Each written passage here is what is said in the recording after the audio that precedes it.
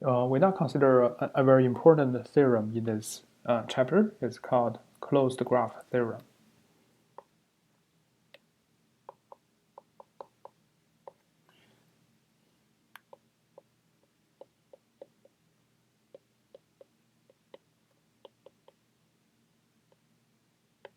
Okay, so the theorem says as follows. Suppose we have two Banach spaces.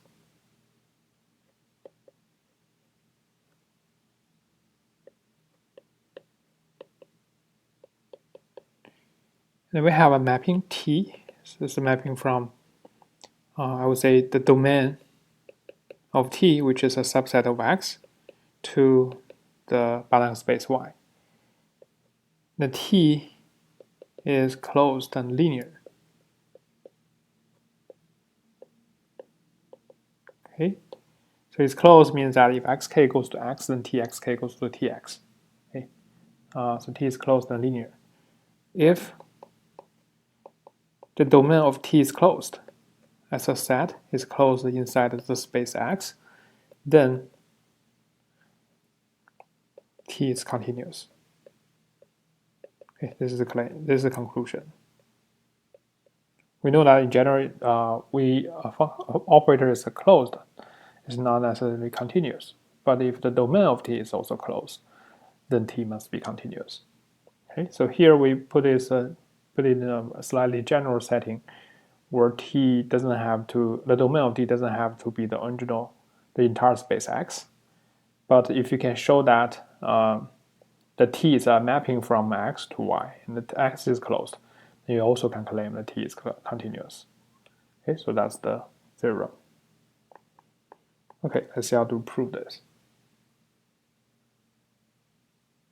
Okay, so the idea is that because dt, the domain of T, is a closed subset of a complete metric space X, so the dt itself is closed, is complete, right? Since the dt is closed, and the X is a Banach space, so we know the dt itself with the norm is a Banach space, right? It's complete. It's a subspace of X. And with this, we know that we define new norm on this dt. So we define the norm of X. Maybe just write in the line. So this is the norm of X in the so-called G norm. G means graph. Okay, and we define to be this. Okay, so for this given T, operator T, we define the G norm of X using this way.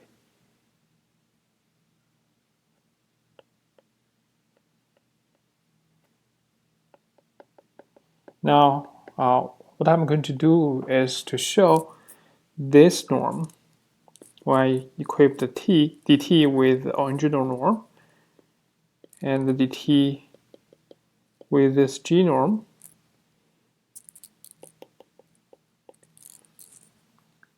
Both of these two spaces are complete. So we already said that this is complete, right? That's what we say here. And then I'm going to show that this is also complete. And from here, I can claim that these two norms are equivalent because of the previous corollary, because as you can see, this must be stronger than this. And if both of these two are Banach spaces, then we can claim that. Are complete spaces, then we can claim that these two are equivalent, right? That's the corollary we just had. Okay, so that's the idea. So let's see how do we show that this is a closed, this is a complete metric space under the G. Okay. So now we need to show that the dt with this new norm G is complete. Well, to show it is complete, we just need to show that every Cauchy sequence is converted, right? So let's say that xk, let this be Cauchy in dt and its G norm.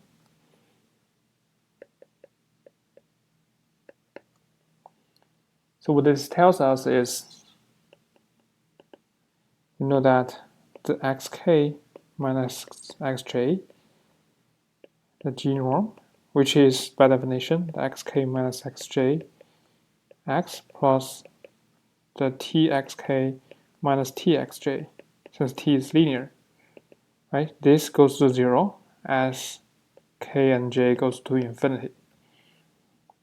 Okay, so apparently, as you can see, this means that the xk as a sequence in dt and the original norm of x is convergent, right? Because the original because x is is complete under the original norm. So that's k is Cauchy in the x. I should just say that it's dt, because dt is already complete. Okay, so this all means that it's in the x norm. X norm. So this is Cauchy here, and therefore we know that there exists some x in dt such that xk converges to x in this x norm. Okay, so that's one thing we know. Okay, and the other thing is that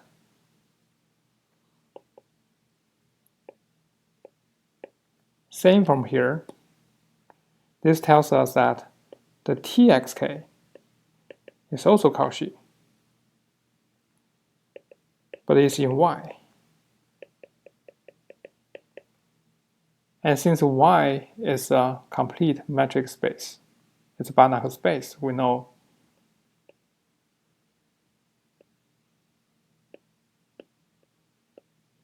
there also exists, say, y in the space y such that the txk converges to y. Okay, we know these two things. And now because t is closed, so since t is closed,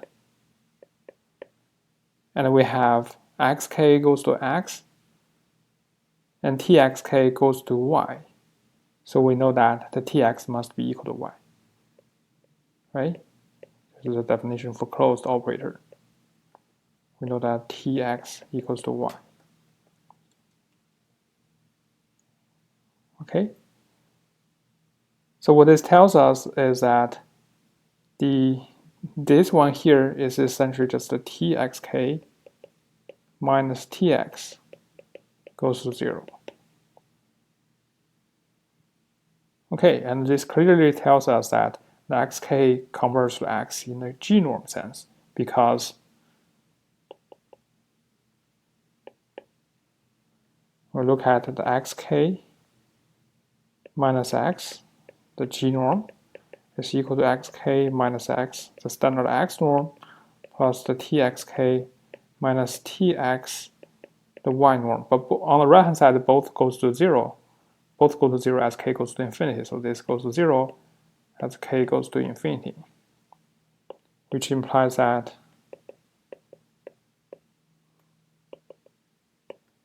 xk converges to x in this G norm sense. Okay, so it's in the dt G norm sense. So now, as I mentioned earlier, we now have a mapping. We now have the same space, but using two different norms. One is using the original x norm. The other one is using this G norm. And apparently, the one is stronger than the other. this is stronger than that, as you can see from the definition, right? This is always greater than this. So that's why the two norms are equivalent. So by the corollary above, the G norm and the external X norm are equivalent. That means there exists some C such that the X G norm is less than or equal to C X the X norm for any X. Okay, but on the other hand, I know that this is greater than or equal to the X norm. So this tells us that the Tx, because this is essentially the G norm is just the Tx Y norm plus the X X norm, which is less than or equal to this. And apparently C is greater than or equal to 1. So that's why the Tx Y norm is less than or equal to C minus 1 times the X norm for any X. And this implies that T is a bounded operator. And then since T is also linear, we know that T is continuous. Right? So T is bounded, and therefore it is also continuous, which means that it's from here, or it's continuous, or say T is a linear mapping from dt to y. Okay, that completes the proof. Okay, so a remark here is why we call it the closed graph theorem is because you can think this subset, say X is in the domain of T. So this is like the graph of the mapping T. So we call it G of T, the graph of T. And the norm we just defined, which is this, is actually the norm of the product space of X and Y in the space of X times Y, right? So this is actually a norm in the product space X times Y. Although it's not defined for all the every point, but it's actually defined on here.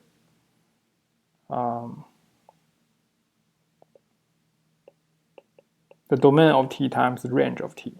So that's the norm we define, and it's like a norm defined in the graph. Okay, that's why we said it's a closed graph theorem. When the dt is closed, we can claim that T is continuous. Okay, so this theorem is a direct application of the corollary above. And it also has another application, or you can generate another result called uniform boundedness theorem. Okay, so uniform boundedness theorem. Okay, so what this theorem says is, say we have a Banach space. And we also have a Y, which is a B star space. The Y is a B star space. So we don't really need to be complete, since we have another way to guarantee convergence in this theorem.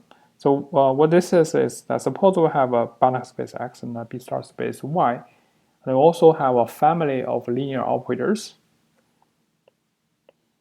So the family of linear operators is defined by this F, which is a subset of Lxy. And the property of this F is that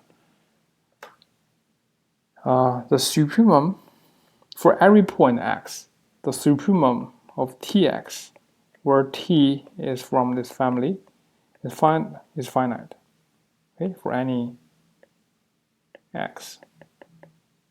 If this is the case, then we can get a very strong result.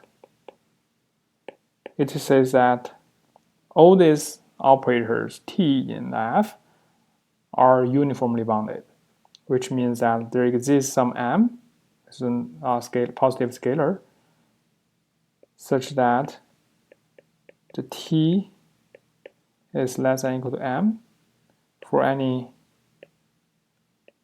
t in this family. Okay, so I want to remark here that the condition is different from this conclusion. The conclusion is really strong. It tells us that the t is uniformly bounded by this m, which is independent of x. And here you can see that for every point x, the tx is bounded. It's point-wise bounded in the condition, but we can actually get uniformly bounded, or uniform boundedness, which is even stronger. Okay. So this has many applications later on. Let's see how do we prove this. Okay, so the proof is as follows. Again, we're going to define a norm that corresponds to or depends on the family F here. So we define this norm. So it depends on the family, so I'm going to use this F to denote this as a special norm. And this norm is defined to be the standard norm of X plus the supremum of the Tx, where T is from the family. Okay, define this. And then we can show that this is actually a norm. By the way, the previous example, it's pretty easy to show that this is a norm as well. Right? It's pretty easy to show that this is a norm because apparently it is greater than or equal to 0. If it is 0, it means that this is 0, so that means x is 0. And apparently it is homogeneous. If you multiply any constant in front of x, you just have the same constant on the right. And also it satisfies triangle inequality, right? Because both of these two satisfy the triangle inequality. And the same thing here. Same thing here. We can show that this is a norm. Okay, so this is also a norm. And we're going to show that this is equivalent to the original norm in X. And from there, we can use the corollary above. Okay, so now let's see how to do this. Okay, so we first need to show that the space X is complete under this norm. Okay, so we need to show the X using this norm is complete. And to this end, we just need to show that every Cauchy sequence is convergent. Okay, now let xk be a Cauchy sequence, be Cauchy in this X. Okay, and apparently similar as before, since this norm is stronger than this. So if this xk is Cauchy in this norm, then it must be Cauchy in the origin X. So we know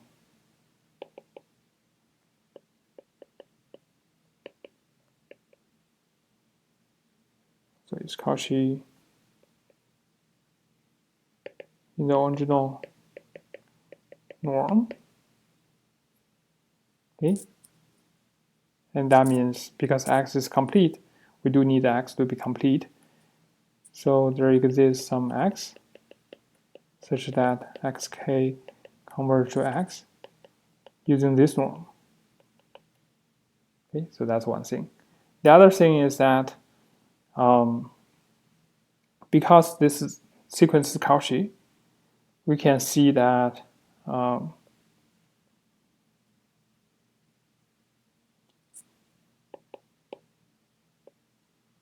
for any epsilon, there exists some k, which depends on the epsilon,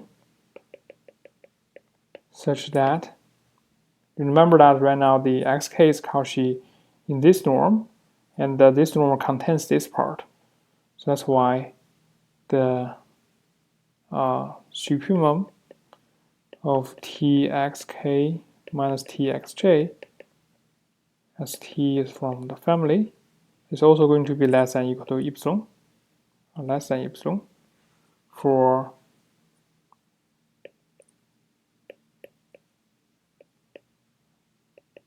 all the k and j greater than or equal to the capital K. Okay, so what this tells us is that for every t, because this is definitely greater than any specific t, txk minus txj. Okay, and this tells us that for every fixed t, the txk is a Cauchy sequence, right? So this means that we can show that the limit of this is going to be so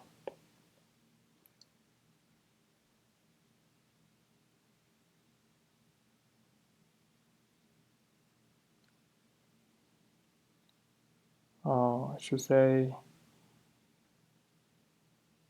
yes, as for every fixed t, the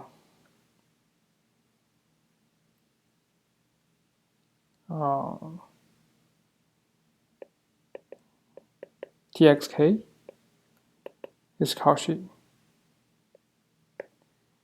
And now because t is continuous, and xk goes to x, okay, then we know t is continuous because this is just one member in the family, and the family is from a subset of the Lxy. So we know that txk goes to tx. Okay, so it's Cauchy and the tx goes to tx. That just means that the whole sequence converges to tx. And from there, we can say that we look at dxk minus x g norm.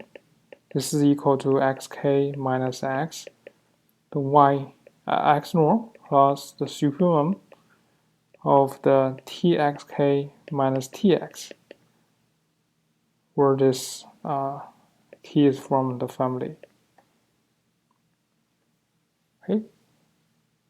So because everyone, so I should say that from here, because everyone has a limit, and this means that when we push the j to infinity, then we'll have the supremum of txk minus tx less than or equal to epsilon for t this. This is the reason is because now we show that this is less than epsilon for k supreme large, and then we take the limit here for j going to infinity, then this set tells us that txk minus tx has a norm less than or equal to epsilon. And because this is true for every t, we know that the supremum of this is less than or equal to epsilon, right? So for any epsilon, we know that there exists a k large enough so that this is less than or equal to epsilon, and apparently this is less than or equal to some less than epsilon for k supreme large as well, since xk goes to x. That means this is less than or equal to, say, 2 epsilon, and this means that xk converges to x in the G norm. Okay, so this less than epsilon, or maybe 2 epsilon, doesn't really matter. Okay, so the xk converges to x in this G norm sense. Sorry, F norm, I should say. F norm sense. And now from here, we again can say that the F norm is equivalent to the X norm. And from there, we can say that okay, since X, so this implies that X and this is complete. Okay, and therefore, by the previous corollary, we know that this norm is equivalent to the X norm. Okay, and again, we will have this X, the F norm, less than or equal to some constant times the X norm for any X. And then, since this equals to this thing here.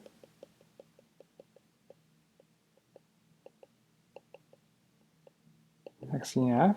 So this just implies that the supremum of Tx is less than or equal to C minus 1 times the X norm of X, as T is from the family here. So you can call this to be the M, and then you can see Tx will be, if this is true, then we know that the norm of T is less than or equal to dm. Okay, because this is true for any X. So the T must be less than or equal to M for any T in the F. Okay, so this implies that the oldest operators in the family F are uniformly bounded by this M. Okay, that completes the proof. Okay, so this is called uniform boundedness theorem. As I mentioned earlier, if you have a family of linear operators and they're point-wisely bounded, then you can show that they're actually uniformly bounded. Okay, so that's the conclusion we get. Okay, pretty strong result. Okay, now let's see another application. Let's see application of the uniform boundedness theorem. Okay, so what this theorem tells us is that if we can show, if we want to show that a sequence of operators, linear operators Tk, has the property that they have Tk as a sequence of linear operators. And if I want to show that the Tkx converts to Tx for any x, or the limit of this Tk is equal to Tx for any x, then I just need to show that this is true on a dense subset of X, and also the Tk itself has a uniform bound. Okay, so this is equivalent to saying that the Tk has a uniform bound and the limit of Tkx equals to Tx for all the X in a dense subset of X. So this is dense. That's what I want to show. Okay, so that's the theorem here. The theorem to complete the statement. So let's say the X, a Banach space, and the Y is a B star space. Okay, again, we don't need the completeness of Y, but we're going to get convergence later using other properties. So we have this X and Y spaces, and so the M is a subset in Y which is dense, a subset of X which is dense. Okay, and also as we said, there's the operator T, and also a sequence of operators Tk. They're all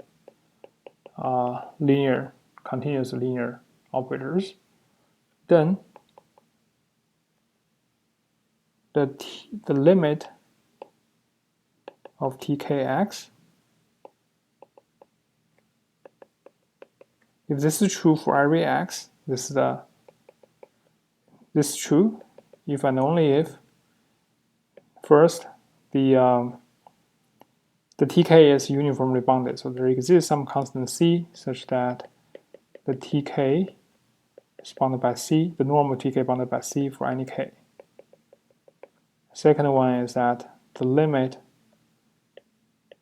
of Tkx is equal to Tx for any x in the dense subset. Okay, we actually can show that, want to show that these two are equivalent. Okay, so here's the proof. So we first show this direction, and apparently this one here already implies the second one because this is just a subset of X. So we just need to show that the first one is also true. Okay, so that's where we're going to use the uniform boundedness theorem we just proved. Okay, to show this, remember that the Tk, because for each x, the Tkx is bounded by Tx. right? So this means that the tk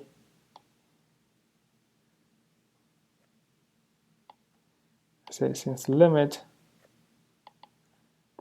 for any x, the limit of tkx is equal to tx. So we know that the tkx is bounded. Right? It's a convergent sequence, it has to be bounded. So it's bounded means that when we look at the tkx, which is in the y space, right? In the y space, we know that this is going to be bounded. Supremum of k.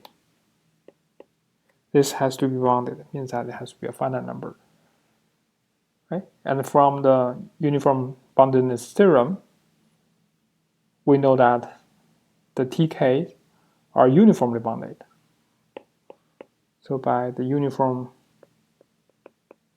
boundedness theorem above, there exists some constant c such that the tk is less than or equal to c for any k. Okay, that's the first one, first item on the right. It's pretty easy just by applying the uniform boundedness theorem. So now we need to show the other direction. So we want to show that the tkx goes to tk. Tkx goes to tx for every x. Okay, so now we need to use the property that the M is dense. We know that this is true for a dense subset. We want to extend this to the original space, which is X here.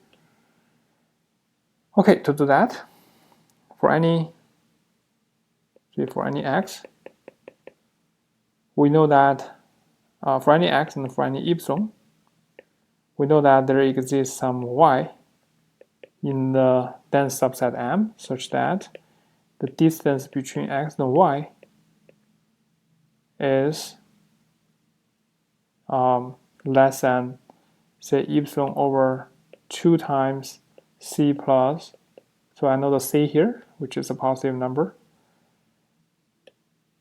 plus the norm of T, which is non-negative as well. So the denominator must be positive. I know that this is true because M is a dense subset. For any X, I can make this Y. I can choose some Y from the set M such that it's closed in this sense. Okay, then from here, we can say that we're going to control the tkx and tx by using by the help of y. So by triangle inequality, as you can see here, this is tkx minus tky. Okay, plus tky minus ty plus the ty minus tx. Apparently, we're using this way because this can be controlled, since the tk of y goes to t of y, given that y is from the M. Okay, so we know that. So for k large enough, this should be small enough. And look at these other two terms. This one, because tk is a bounded linear operator, so I know that this term here should be less than or equal to the tk norm times the x minus y norm. And here, apparently, because t is also from a bounded linear operator, so this should be less than or equal to t times the y minus x. But remember that the tk has a uniform bound, so this one is less than c times the x minus y, right? Because the tk's are uniformly bounded by c. Okay, now I have this term. I know that can be less than epsilon or half epsilon for k large enough. Okay, since tky goes to ty. So combining everything, I know that this is less than or equal to c plus the norm of t times x minus y plus this epsilon over 2 for k is larger than or equal to k epsilon. And this k epsilon was chosen such that, so this one was chosen such that for the given epsilon, there exists such a k epsilon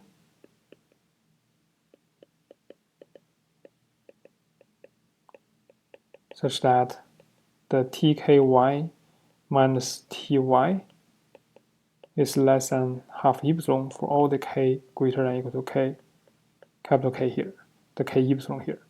Okay, that's how I get this k epsilon. So now I have this is less than half epsilon, but this part, as we said, we chose this y to be close to the x. So I know that their distance is less than that. Now you can see why I chose this number, because it can be cancelled with this one. So this is less than half epsilon. For the first, this is the x norm, plus the half epsilon for the second term, which is epsilon. So now what we have done is that for any epsilon, for any x and for any epsilon, there exists a k such that tkx minus tx has the norm less than epsilon for all the k greater than the capital K epsilon. Okay, and this implies that tkx converges to tx, and that is the left-hand side we wanted here. Okay, so that's the proof.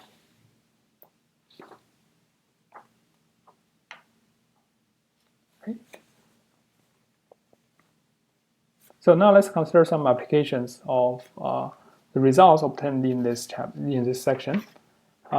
One famous result is called the Lex Millgram Theorem, and it's used a lot in partial differential equations. And also the numerical partial differential equations also has many applications of this theorem. Okay, it's called the Lex Millgram Theorem.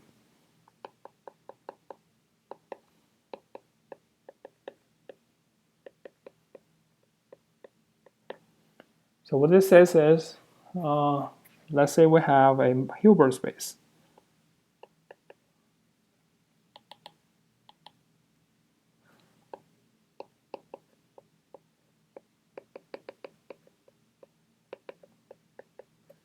Okay, and we also have this sesquilinear operator. I still remember that is basically you can think of it as a bilinear operator, but it's a conjugate. On the second argument, is the linearity is in the conjugate sense. So for simplicity, you can consider as just bilinear functions if k is the real number, set of real numbers. Okay, so it's a sesquilinear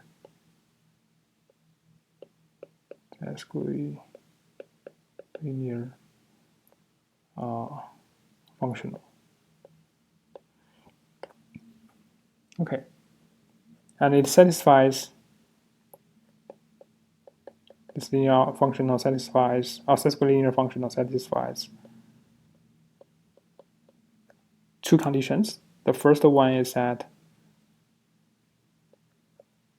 there exists some constant c such that the axy, you take the absolute value, is less than or equal to c times the norm of x times the norm of y for any x and y in the space. The second thing is that there exists some delta such that if you plug in the same x in A, then you have this greater than or equal to the delta times x squared, okay, for any x in the space X. And then we can claim two things. Okay, we can claim two things. The first thing is, I'm using this here. So the first thing is that there exists a unique linear operator A from X to itself such that the axy is equal to the inner product of ax and y, x and ay for any x and y in the space X. Okay, that's one thing. This is actually something we have proved before.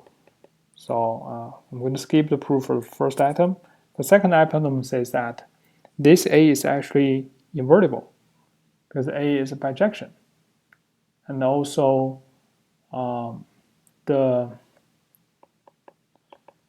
it's a bijection, and also the norm of this A inverse is actually less than, it's bounded about by 1 over delta.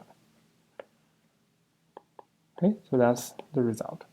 So this tells us that the inverse of A exists, and we also tell that the norm of this A inverse is bounded by 1 over delta. Okay, so first one is proved, as I said, it's proved before. And I'm going to focus on the second one here. The second one, for the second one to show the second one, we need to show that A is bijective first. Okay, we first need to show that A is a bijection. Okay, and to show it is bijective, we need to show it is injective and surjective. Okay, let's say injection. Show that it is injective.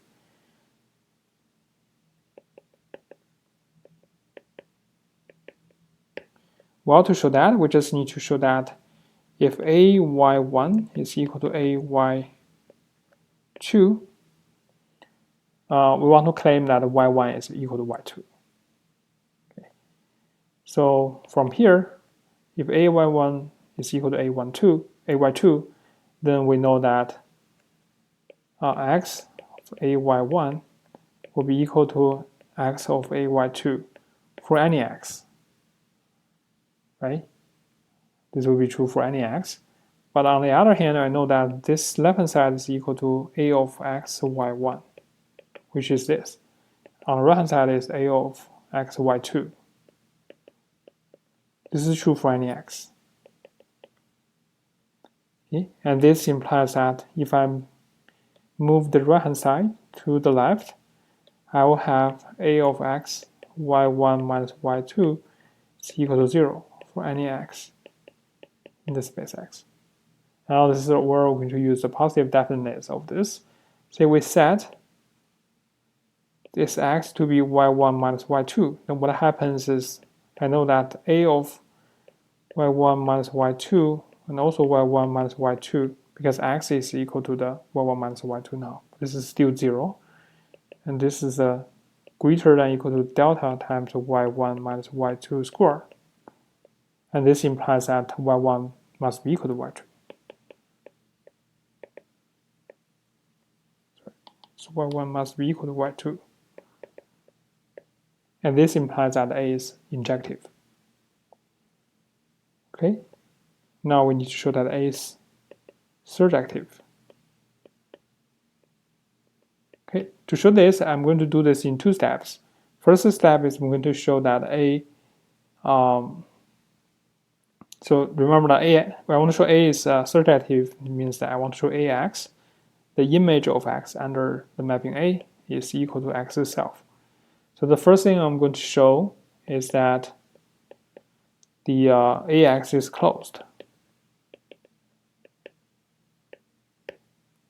Okay, I first show that AX is closed.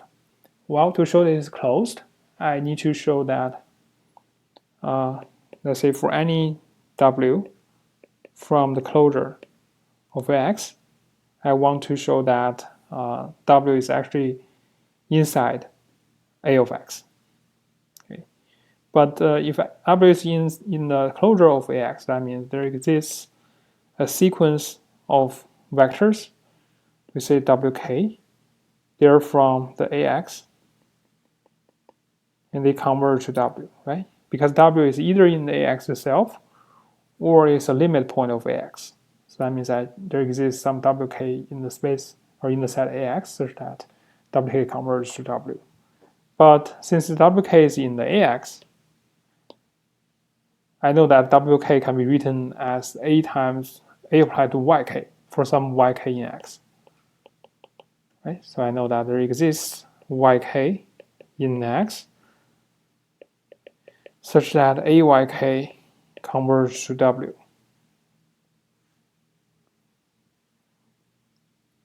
Okay. And this implies that the AYK is Cauchy, right? It's convergence sequence, so it has to be Cauchy. So AYK is Cauchy. We can read Cauchy in the space X. Okay. So it's Cauchy in the space X. And the Cauchy means that you know that This means that the ayk plus p minus ayk. So this means that this is converging to 0 as k goes to infinity. And it doesn't matter what p is. Right? This is what we mean by that axk is Cauchy. And from here, we can say that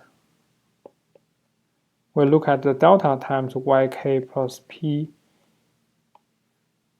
Remember, the goal right now is to show that there is a sequence, there is a point in x such that a times this, or a applied to this point gives us w, right? And in this case, you can show the w is just in the a of x rather than in the closure of it. And this means that the ax itself is closed. Okay, so to show that, let's say that I have the delta times y sub k plus p minus yk squared. By the property of the subscript linear operator a, this means that this is less than a of yk plus p minus yk, yk plus p minus yk. And this, according to the definition of the operator capital A, this is equal to yk plus p minus yk, a of yk plus p minus a of yk, since a is linear. Okay, and by Cauchy-Schwarz inequality, this is less than or equal to yk plus p minus yk times the ayk plus p minus ayk. Okay, now you can see you can divide both sides by this. You cancel out one of this, and you will see that the yk plus p minus yk is bounded by 1 over delta times ayk plus p minus ayk. And because ayk is a Cauchy sequence, so we know that this goes to 0 as k goes to infinity, and it doesn't matter what p is. So the yk here is Cauchy in x. And Cauchy in x means that there exists some x such that the yk converge to x. Okay, and because of that, and a is a linear, continuous linear, so the ayk will also converge to ax. But we also know that ayk converges to w, and this means that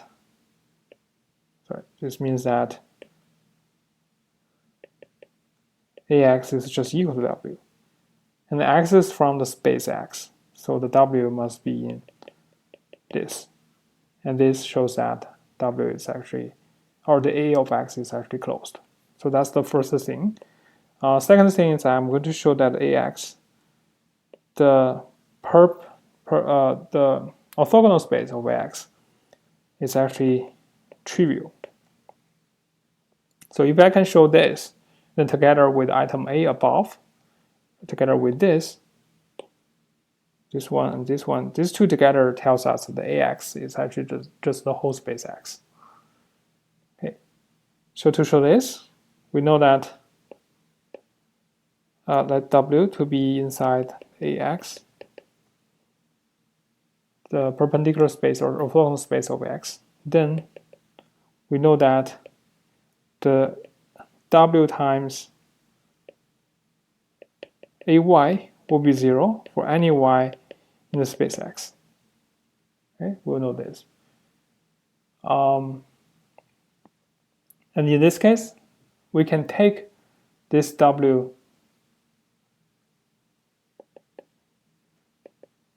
we can take this y to be just w. Then we'll have 0 equals to w, aw. But this is equal to a of w, w. And this is greater than or equal to delta times w squared. And this means that w is 0. Okay, so if w is in the orthogonal space of ax, then w must be equal to 0. That's why we have that. And combining this a and b items, combine a and b, we know ax just equal to x itself. Okay, so that's the second item here. So I checked that is injective and bijective, so that A is injective and surjective, so A is a bijective. And also from here we can say that, so by the Banach theorem,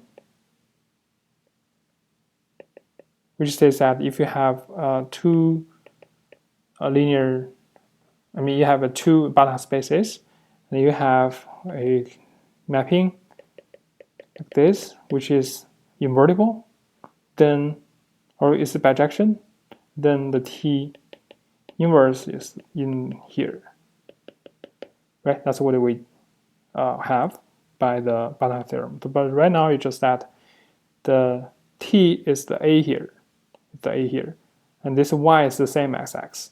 So this implies that the A inverse exists. So the A inverse is continuous. So the A inverse must be inside X as well. Okay. Another thing we need to show here is that we show that this A inverse exists. This exists, as we already showed, and it's also in this. But the other thing is that if we can show the actual bound, or at least upper bound for this norm, okay, and with that, definitely that we know it's continuous. We already know it's continuous, and also bounded, but we just don't know how large it could be. So now let's show how to get this. To show that it is the norm of inverse is bounded by 1 over delta, we think about this. So for any, so to show, say, now we show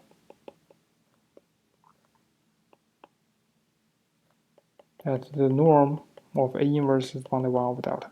So to show this, for any x, let's consider the A inverse times x.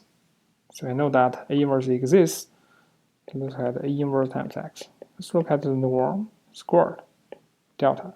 And according to the property of the sesquilinear operator A, this is less than or equal to A of inverse x, A inverse x.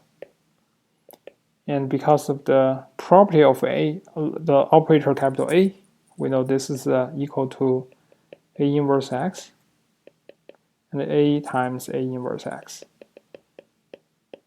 right? And then this is just A inverse x and x. And by by the Cauchy-Schwarz inequality, this is less than or equal to inverse x times the norm of x. And from here, we can again cancel out the one of this, and then we'll have this is less than or delta times x. And this is true for every x. So that means the norm of A inverse is less than or equal to 1 over delta. Okay, so that completes the proof of the second item here.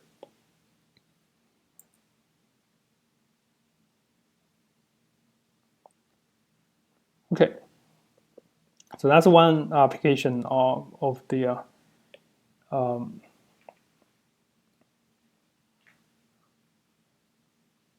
that's one of the applications of the result we have before. So now let's see. So this is the application of the Bondedness theorem. Let's see another application of the uniform Bondedness theorem. So this is related to the numerical analysis. So let's say we have a two spaces x and y, both are Banach spaces, and we have t that is in Lxy. Okay, and this is a bounded linear operator from x to y. We also have a sequence of bounded linear operators. We call them tk. And then let's say that all of them are bijective. Okay. And now I want to show, somehow I want to get the convergence of tk to t. And but since it's a bijection, I know that for, on the one hand, I know that for any y, I know there exists x, unique x, and unique xk, which are in x, such that the tx is equal to y, and the tkxk equals to y. Okay, because t and the tk are invertible, right? We know this. So what I want to get out from here is that for some numerical methods, let's say we're getting we're using a finite difference method or finite element method to solve a linear PDE, okay, a linear PDE. And in those cases, a very common strategy, for example, if you do the linear finite difference method. So say I have a domain where I'm given ODE, given a PDE, for example, I'm given this Poisson equation as the PDE, and I also have some boundary values. Okay, this is omega. Okay, commonly you can define something like this, or it's an irregular shape. But let's say for simplicity we have this. So the finite difference method is that we try to make a match grid. Like doing this, and then I'm going to look at the value. I'm just going to get the value of u, since I'm trying to solve this, right? I want to get this, and also u on the boundary is equal to g, for example. And I want to figure out what this u is, but I cannot really figure out. This is a really difficult problem, especially now we're having a very simple PDE. A very simple PDE, and we can get an analytical solution for that. But if it's more complicated than this, then there's no way to get this explicit form or expression of this u. There's no closed form for the u. And what people do is they do this match grid on this domain omega, and then instead of solving the u for every point, you just get the u on the grid points. Okay, for to figure out what those u's are. And in this case, you can see that I have u. Right now, the u is like just a matrix, but I just need to tell what is the value at each point, and these are like the entries. So, for example, you partition this to 100 by 100, then this u should be a matrix of size 100 by 100. Okay, and then then you can consider the derivative. For example, the partial derivative at this point right here. You can have different ways to compute the gradient, and then from the gradient you can compute the second order gradient or the Hessian. Say for example, the first order, the partial derivatives, to the partial u, partial x1, at this particular point. This point is, let's say x1, x2. This is the coordinate. So how do we do that? This is the x direction, x1 direction. This is the x2 direction. Okay, and then for x1 direction, to calculate the value or the derivative, partial derivative of u at this point along the direction x1, I can take the difference of this and this. Okay, I take the difference and divide by the grid size, which is, for example, the grid size right here is delta x, or I should say just h. Okay, this is step size, or the grid size. So here the value will be just the difference of this point and this point divided by h. But these values are unknown. So I will say that, as you can see, that is u of 3, 2 minus u of 2, 2 divided by h. Okay, I'm going to use this to approximate this value here at this point. Okay, and I can do the same thing for the other direction. And once you have this first order derivative gradient, I can do the same thing for a second order gradient. Okay, and in this case, the Laplacian, the negative Laplace u becomes some linear operator. I call it tk, because this h is some hk the k is the how to say the how refined the match grid is. So for example, if the original problem is the tx equals to y, or in other words, in this case, it will be t will be the negative Laplacian, y will be the f. Okay, that's t and f. But in practice, when I do this finite difference method, then I will have the tk. The tk is like the discretized Laplacian operator. And the discretization is based on this. As you can see, when I have the gradient implemented in this way, then I can also implement the second order gradient, right? The Hessian, that is also a linear operator. So I will get the tk. Okay, tk. And so here, I'm going to get a tk of xk equals to y. So I think the notation is a little bit confused here. The x actually denotes the solution. So in general, I can say that this is let's say that this is u. This t of u equals to y. Sorry. Equal to y, and this y is like the f, or maybe the combination of f and g, or whatever. So and if you do this discretized version, then the discrete this Laplacian operator is replaced by a discrete Laplacian operator, which is the composition of discrete gradient. Okay, and they have the tk. And depends on how refined this mesh grid is, I'm going to label a particular mesh grid by k. So when k goes to infinity, I want this hk goes to 0, so that it can have better and better approximation of the original problem. But in this case, I will have this uk. I can try to solve this, a discrete version. So I got this uk. uk gives me the value of this u at those grid points. And when you increase the k, you have a more refined mesh. You have just more mesh point grids, and you have a uk that has, it's more refined. Okay, and the question is, well, if we do this, for when k gets larger and larger, can we guarantee that this uk converges to u? That would be the question. That means if we do a more refined mesh grid, can we expect better approximation of the original problem, and also better approximation of the solution of the original problem, which is u here. Okay, so that's the general idea. But in practice, it could be pretty tedious to do this computation, and that can be expensive as well. And also, we're talking about the linear operation, linear PDEs right now. There are also nonlinear PDEs, and that make the problem more complicated as well. So we're only talking about the most basic ones, where the linear PDEs, and for each fixed k, we have some mesh grid with the grid size hk, and in this case, we can get a solution and solve the system for this uk, which is approximation of that. And the question is, we want to get the uk converging to x, to u.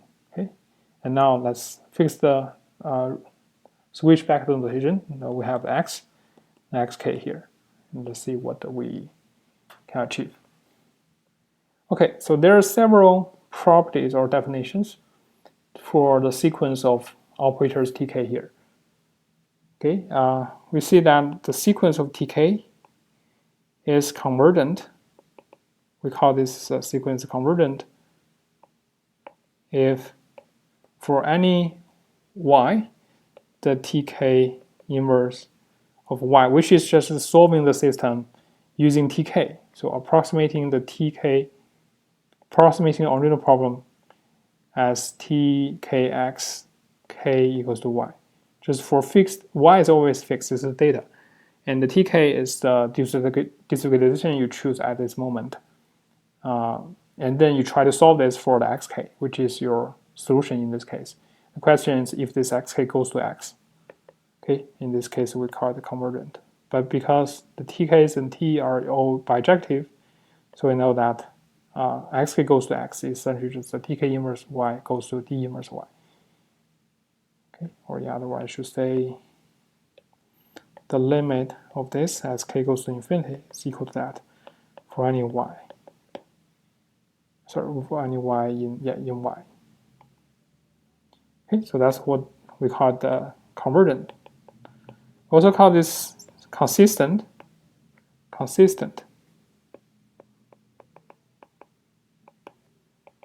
If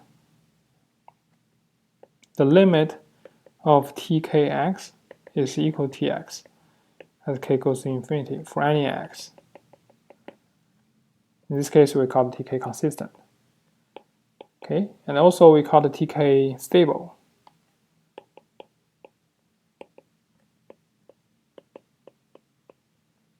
It's stable if there exists some constant c such that the tk inverse are uniformly bounded by c. This is how we say. In the case we say that this. In this case, we said tk is stable. Okay, so most of the numerical analysis research or actual methods, if you give a method to solve a system in a discrete form, say like the one we have here, you need to make sure that when k goes to infinity, this the sequence you get here is convergent. Okay, and better off is also consistent and stable. So we want these things. The question is, well, is it possible to do all of them, or some of them are easier to do than the others? For example, usually it's easy to show it's consistent. Quite easy to show that it's consistent. But the question remains, how do we show that it's convergent, or how do we show that it's stable? The following theorem, which is called the Lex Equivalence Theorem, the same Lex as before. It's Peter Lex. It's the same mathematician. It says that if the tk is consistent, then the convergence and stability are equivalent. Okay, so I'll say in this way. This is Lex Equivalence Theorem. Equivalence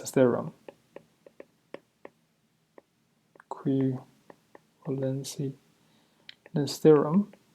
So the setting is as before. We have this x, y are B spaces, and the t, tk, they're bounded linear operators, and they're all bijective. And suppose this xk, the tks are consistent as we defined above. Then the tk is convergent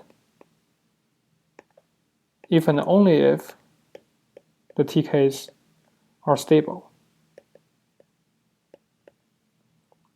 Okay, so it tells that if this is true, then these two are equivalent.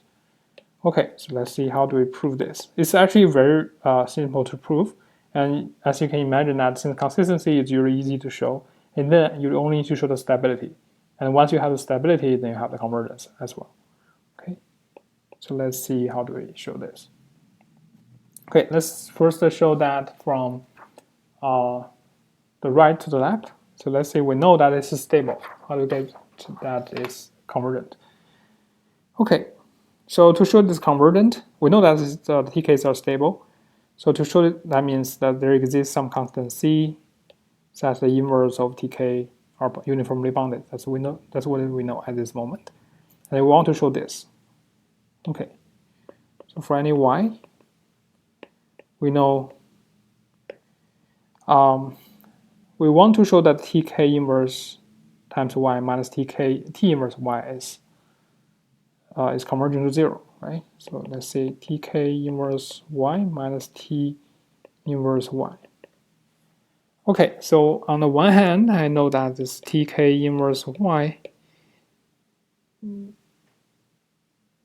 because tx equals to y, so I know that this is just x. Second argument is x. And I also know that the tk inverse, the y is just a tx. Same reason, y equals tx, so I can replace y by tx right here. And also for x, I know that tk inverse together just identity. So I can replace the identity by the tk inverse tk. So I have that. And now you can see they both have this term. So this is less than or equal to the tk inverse norm times the tx minus tkx.